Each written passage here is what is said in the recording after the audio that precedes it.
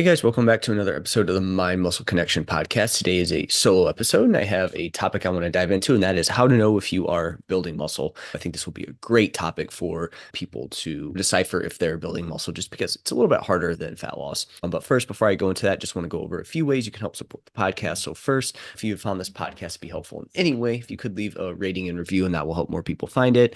And again, I want to continue to grow this podcast, get this information out. So if you think it's helpful and other people would benefit from it, please leave that rating and review.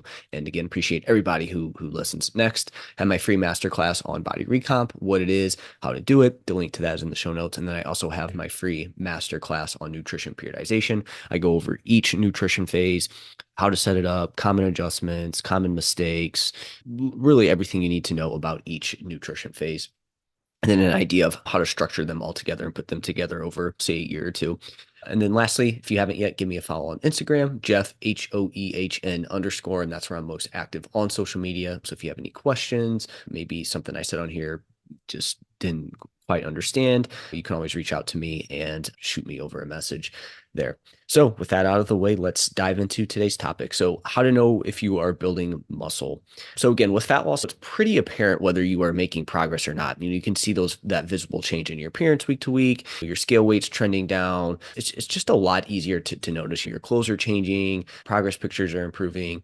Whereas I feel like with building muscle, this stuff is less apparent. And yes, I think over time, potentially seeing your weight trend up is definitely a good sign that you're building some muscle, but it's just not as clear cut. And there's really no sure way to know, at least for people, at least for us, for people that can just go day to day. I believe MRI is a really good method, but it's okay. Is that something that's feasible for the everyday person? No. So again, for us, it's just very challenging to know. And then what's even worse about this is building muscle just takes time. However, the good news is that there are some things you can look into to be sure you are on the right path. So let's dive into that. So I think there's a couple things that I want to hit on first before we dive into all this. And first, it's that building muscle is a slow process and it just takes time. People want to try to rush this process and you just really can't do it. For me, I think back to when I first started training, when really getting into it, 18, 19, 20, I'm thinking I'm going to be, it just wasn't fair to think that I was going to be super jacked in 6 months of training, right? Especially for anybody who has worked out for extended periods of time, you know how challenging it can be to build muscle. And again, the best physiques in the gym, the people with the most muscle, they've just been doing it for years on end. And I think there's something to that compounding effect and just doing it for long periods of time. Now, when you first start training, especially if you haven't lifted weights, like you are going to build muscle fairly quickly. And that's when you're going to see the quickest amount of muscle growth, but you're still not going to have this amazing physique 6 months into training. Again, there's some freaks out there, genetic outliers that maybe that is the case for them, but for most of us, this is just not going to be the case. So it is a slow process, and you just have to understand that you can't speed muscle growth. You could by obviously taking PEDs, but that's probably something that, again, I think that's not a great idea to do, to just speed up the process, because that's going to have a lot of downstream health effects and costs later on. So yeah, just again, remembering that it's slow, and yeah, and anyone who has a great physique has been doing this for a period of time or for extended periods of time, which sucks because again, it's going to be hard to, we need to be realistic with what we expect in say you're going into it. We need to be realistic with what we can expect in a 3 to 6 month time. This was where, like, back in the day when I would hear, oh, so-and-so put on like 15 pounds of muscle in the off season. It's now that I know, it's okay. They definitely didn't put on. Professional athletes, unless they just come in and they're just like super, super untrained and they haven't weight trained at all. You've probably seen some of those basketball players. Maybe it was Kevin Durant. I could be wrong on that, but they're like just super, skinny coming in. They've done like no weight training. And they're like super weak, even though they're really skilled. For somebody like that, okay, maybe they could put on 15 pounds of muscle in an off season. But for most people, that's going to be really hard for them to put on that much muscle. And that's probably some body fat that they're also putting on. So again, realistic expectations here, I think, is key. And then two, just understand there's really no great way to tell if you're building muscle. So you do have to be subjective here. And this is where having a coach can be super helpful in these phases, because they can help decipher if you are actually building muscle. But there, like I said initially, there really is no great way to tell for sure. People will use things like trying to use body composition readers. And again, those are fine. You'll see that's one that you could potentially use, but don't use it for clients, and it just is because there's a lot of margin of error in it, and it just isn't going to be a great way to look at it. But it is something that people want to use because it gives you this like number of like, this is what you have, and so this tells me if not. But really, I think at the end of the day, we have to be subjective here with building muscle, unfortunately. So there is a lot of, so what this means is there is a lot of trusting the process.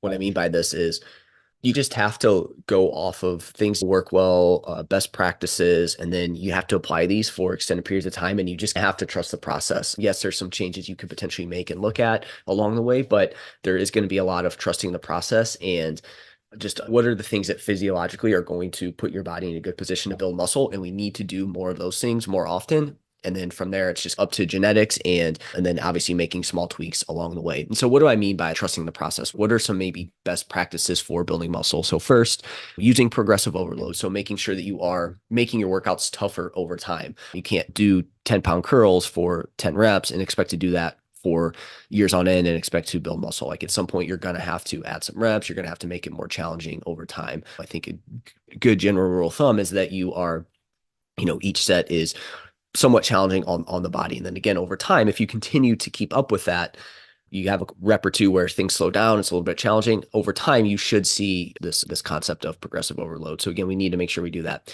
We want to make sure we eat enough protein. What exactly is that right amount of protein? I think anywhere from 0.7 to 1 gram per pound of body weight is solid. 1 gram per pound of body weight is just an easy metric to use. But again, I think if you're within that range, you get that. And I think you'll be in a good spot. Like you're putting your body in a position to build muscle because you do a little bit more, maybe if you like to, but you don't necessarily have to. If you're under that, are you like not going to see any muscle growth? No, but we could probably ramp things up and get you better results if you're in that 0.7 to 1 gram per pound of body weight range. And again, we don't know for sure, but we have to trust the process with, say, using progressive overload. We want to make sure we're sleeping well and managing recovery. You want to make sure you're getting plenty of sleep. You're not getting 3 hours a night, going to bed at random times throughout the week. We want to make sure we do have some good sleep hygiene practices in place and good circadian rhythm hygiene practices in place. And we want to make sure we're managing our recovery. Now, sleep obviously goes hand in hand with that. What I mean by that is we don't necessarily want to train balls to the wall, pass failure 14 times a week. Again, we need to make sure we're managing our recovery and all these things that we're doing, again, eating enough protein, sleeping well, these are going to be things that are going to help manage that recovery.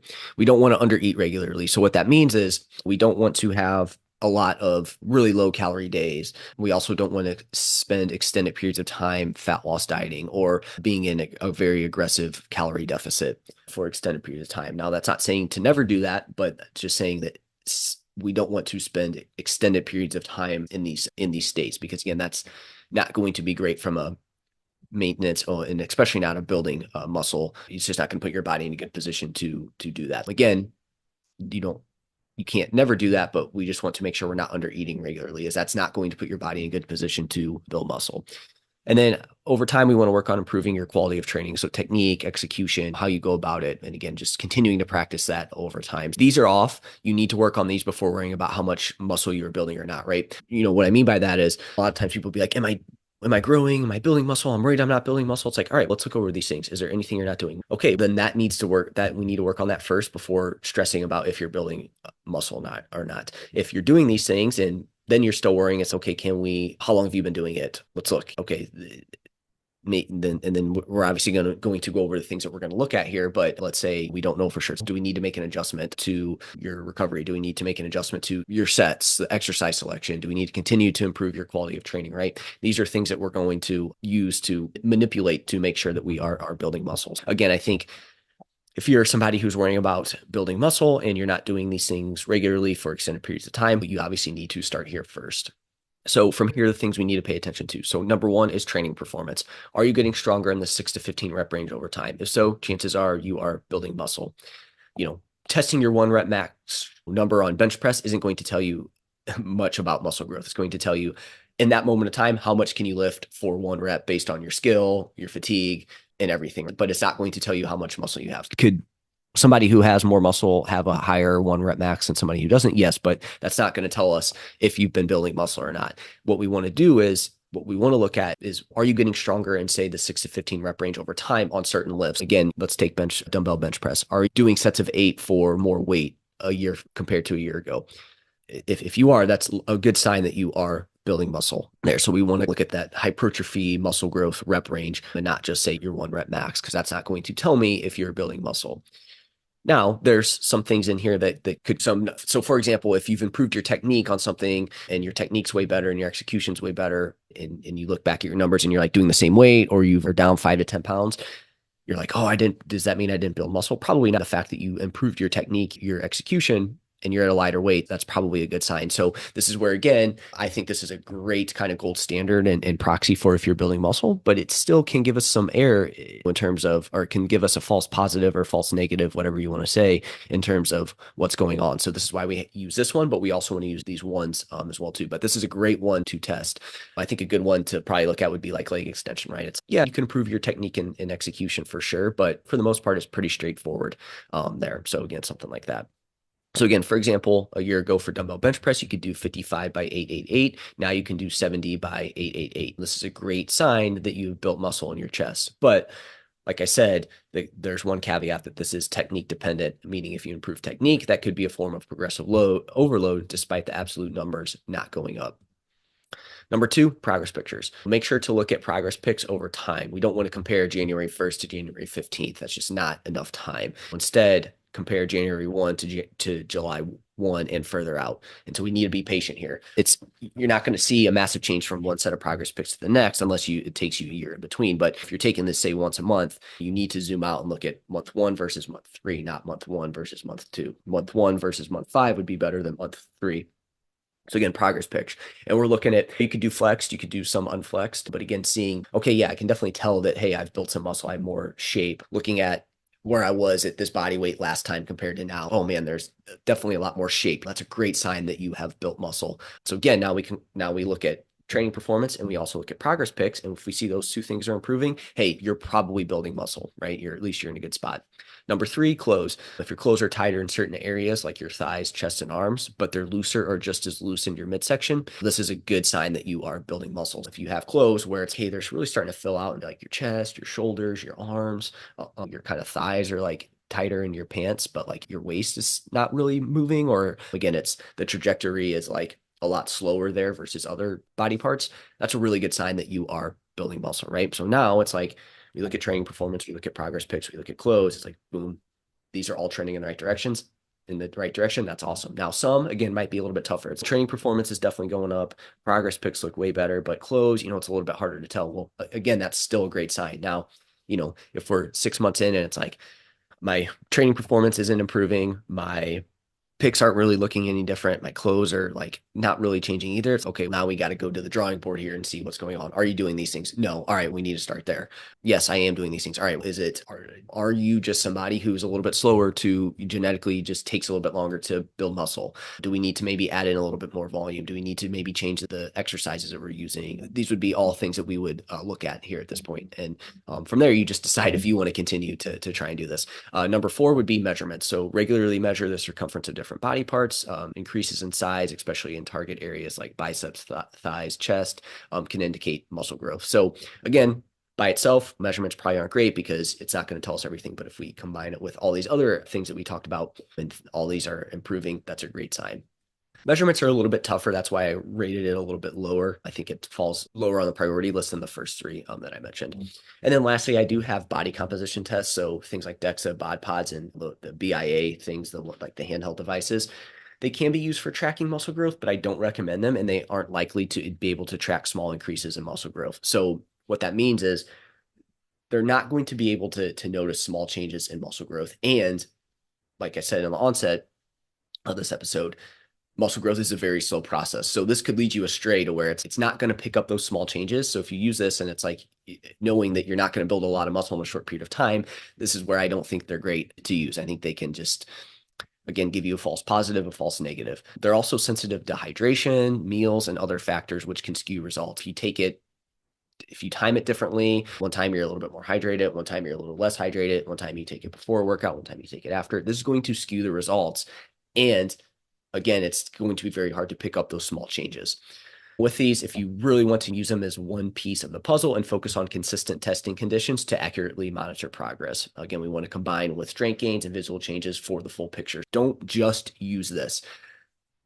But again, this comes back to if you're on your own doing this and this is the only thing you take, it can really skew it can get in your mind, right? To where it's, oh, this said I built a ton of muscle. Maybe you didn't, but then the other things aren't there, but it's harder for you to tell other than the obviously getting stronger aspect of it. So then you again get in your head of, oh, everything's working, boom. Or on the flip side, and this is usually what happens, is it gets in people's head and then it leads them down to this downward spiral mentally. And then they feel like they need to change everything. They're changing all this up. They need to push harder. And it just leads to issues down the line when it's, hey, understanding what's going on here from body composition tests can be super helpful. So again, we want to make sure we must take those first three that I talked about. So while you're out of a fat loss diet, you may have a little bit of extra body fat that could be masking some of your gains. So this is also important. So if you're not actively dropping body fat when you're in a building phase, whether you're at maintenance or in a small surplus, you're not going to be as lean as you are when you're in a fat loss phase, right? Especially if you're in a small calorie surplus. You may be gaining a little bit of body weight here to maximize muscle growth. And some of this body fat is going to mask your results. So there's been many times where I've clearly built muscle, but I felt from a physique standpoint, am I actually doing it? And really what it came down to is I just had a little bit more body fat on me at that point in time. And that was masking some of the results. And again, this can get in your head to where you think it's not working. So you need to be careful with that. So you don't want to fully judge the success of your muscle gaining phase until you run another cut. And this is where you can really see all the progress you made, because then you'll be leaner and you'll actually be able to show it off. So we don't want to judge whether the muscle gaining phase was a success or not until you cut down. And so let's say you run a cut and you're like, man, I just really don't see the change. So you have a couple options here, right? One, improve your inputs for the next muscle gaining phase. Was there some things that you could improve on? Yeah, I really didn't do that very well. Well, obviously, try to improve that. Okay. That's obviously the first step. Or two, accept that building muscle might be a bit tougher for you. And at that point, you can just decide if it's worth it or not for you to keep doing this. Again, I know the answer. Like I would be like, hey, if you want, like you have to keep doing it to maintain your muscle and to build it. So you might as well keep doing that and just understand that, hey, it may be a little bit slower or harder for you, but again, you have that option to keep going. And so I think really the big thing here is that, again, you have to trust the process, and it's slow. And again, it's going to be trial and error, and it's going to be slow. And this is where people don't want to hear this and they get discouraged with this. And this is where I think over time, people miss out on really building the body they want because, and again, it comes down to I think, realistic expectations and a patience thing that ends up really being the big thing. And with building muscle, you really do need that time component to it. And again, these inputs that I talked about help speed up that process. You could be somebody that you go into the gym and you just train. You're not really worried about progressive overload. You just train. Maybe your protein's okay, sleep's all right. Sometimes your nutrition's on or off, and maybe your quality of training is, again, you're not overly worried. You're just going in there and whatnot. And I think over time, if you just stay consistent over 10 years of training, you're going to build some muscle and you'll probably have a decent physique doing that. Okay. Obviously, if you're putting all this time into it, hey, you might want to maximize a little bit more. And I think these things help with that. And it could help you make changes to what you're doing a lot sooner if you do it this way and track these things and track the things like your measurements, progress pictures, training performance, clothes, etc. on there. And if you're somebody who just really worries about the time that you're putting into it, if you're seeing results or not, or it gives you a lot of anxiety, these things help. But at the end of the day, understand that it's going to take time, it's slow, and it can be hard to measure it, and there's no direct way to know for sure. So there is a bit of trusting the process. So that's it for this episode. Hopefully this was helpful. If you need help in terms of how to set up your training, how to really go about that, my body recomp masterclass is for you. If you need help setting up the nutrition side of things in terms of like how to set up the phase to make sure that we are maximizing muscle growth, minimizing fat gain, or maximizing fat loss in your fat loss phases, my free masterclass on nutrition periodization is for you. If you are somebody who maybe now you heard this and you're like, I need a little bit of guidance on knowing this because I tend to overthink these things and then I make these crazy adjustments and I either push super hard or I get discouraged and I stop or whatever it may be, then my free 30-minute strategy call is for you, and we can dive into this in terms of what are some strategies you can implement, and we can go over that. So if that's something you're interested in, the link to that is in the show notes. That's it for this episode, and I'll chat with you next time.